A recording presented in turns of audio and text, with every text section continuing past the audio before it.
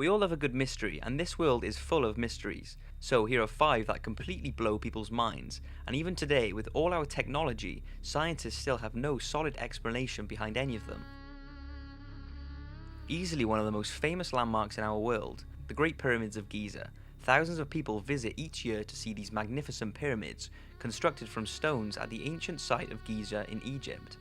Despite years of analysis, no one actually knows how they were constructed, but it's believed they were built over 5,000 years ago. They're built using over 2.3 million blocks of stone and granite, each weighing over 1 ton apiece, and some weighing as much as 40 tons. What baffles people is how they were moved from their place of origin as far as 600 miles away in Aswan and transported to Giza. Maybe on rafts down the Nile during the rainy season, but how did they get them onto the rafts? Wheels hadn't been invented then, so the possibility of a cart transporting them to the rafts can be ruled out. The largest of the 3 pyramids is known as the Great Pyramid, and it's truly an astonishing work of engineering, and this is what most people go to see. It's believed to have been built over a 20-year period. Some believe that it was built by slaves, but this seems to have been disproved. What researchers believe is that the Egyptians somehow got the stones, possibly off the rafts, onto platforms on the sand. A worker would then wet the sand in front of the raft, and other workers would then pull the platform, which would slide on the wet sand. Here is an image that was found in the pyramids which shows workers doing exactly this. There is a man pouring liquid onto the sand, whilst many are dragging the sled. The key was to get the sand just right, so that it does not pile up in front of the sledge as it does in the case of dry sand, and instead create an ice rink style flat surface for the stone to be transported. The research has shown that by wetting the sand, this halves the pulling power required. But then how did they build them up into the pyramid shape? It's completely mind-boggling. There's more aside from how the stones were transported or how the pyramids were constructed that completely confuse experts, such as the fact the pyramids are located on the exact center of the landmass of the Earth. Mathematical formulas and numbers like the constant pi formula were also used to construct the pyramids, but the pi formula had not been discovered until years after. The 3 pyramids in Giza form a Pythagorean triangle whose sides have the proportions 3, 4 and 5. The pyramids are also giant sundials and calendars. The pyramids are also exactly aligned to the north-south axis of the compass, but don't forget the compass hadn't been invented for years after the pyramids were built, so how could the Egyptians possibly have built their pyramids facing the exact magnetic north without even having a compass? The list goes on and on with things that surely would have been impossible to do thousands of years ago.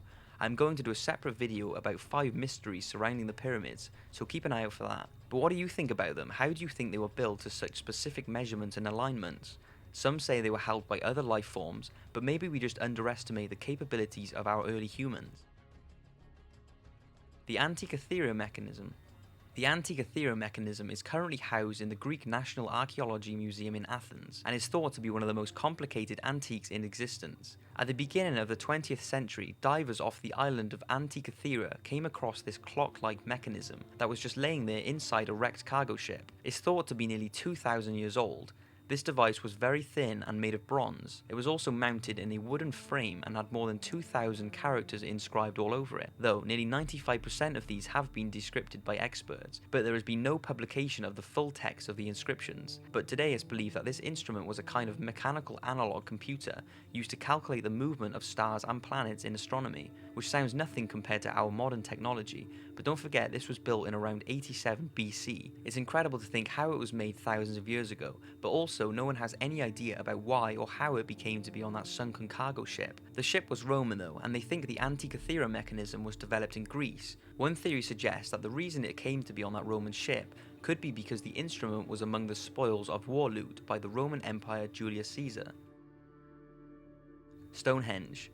Stonehenge is a prehistoric monument located in Wiltshire, England. Similar to the pyramids, they're believed to have been constructed in around 3000 BC to 2000 BC. Although there is lots of ancient monuments surrounding the area, the main mystery is the stones you see here.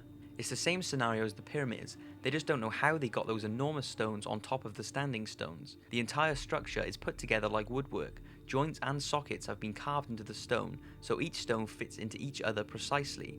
Stonehenge is also incredible in that it has horizontal stones to form arches. These horizontal stones have been engineered so that they were flat on a sloping site.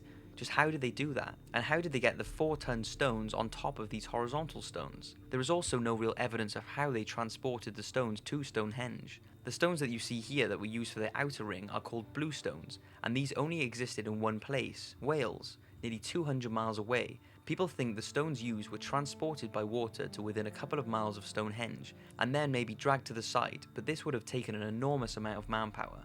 Once at the site, ditches are said to have been dug into which the stones would be sited.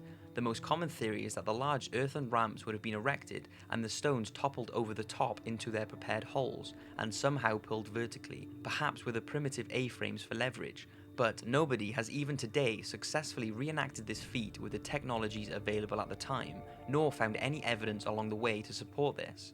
If you stand next to the stones, you really begin to understand what a task this would be, even with today's technology, let alone thousands of years ago. The case of Benjamin Kyle. This is an unusual one and deserves to be mentioned. In 2004, an approximately 86-year-old man was found naked outside a Burger King in Georgia, America. He wasn't dead, he was unconscious, and would eventually come around in the nearby Memorial Hospital. When he did, he couldn't remember how he'd ended up lying beside the bins, but that was the least of his problems. He was diagnosed with retrograde amnesia, basically meaning he couldn't remember anything, not even his name. The hospital staff put his name as BK on his hospital form, as it's the initials of the place he was found, Burger King. It was later adapted to Benjamin Kyle. He had a feeling his date of birth was the 29th of August 1948, and he had fragment memories of Denver and Indianapolis. He believes he may have had brothers, but has no other family instincts, no family, kids, nothing like that. All investigations by the police and the FBI have turned up nothing.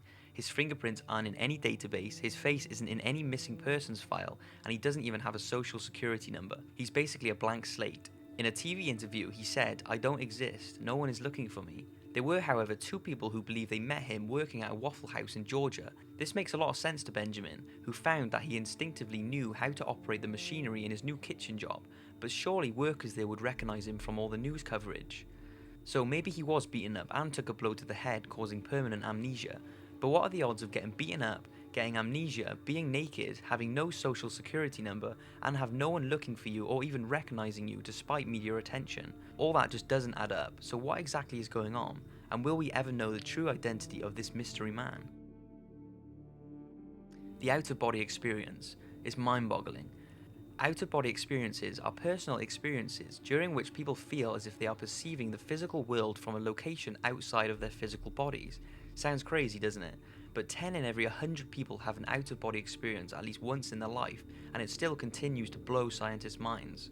There are lots of stories about people who have gotten released from their bodies and are able to look at themselves from the outside, and it seems to happen when they have undergone a near-death experience.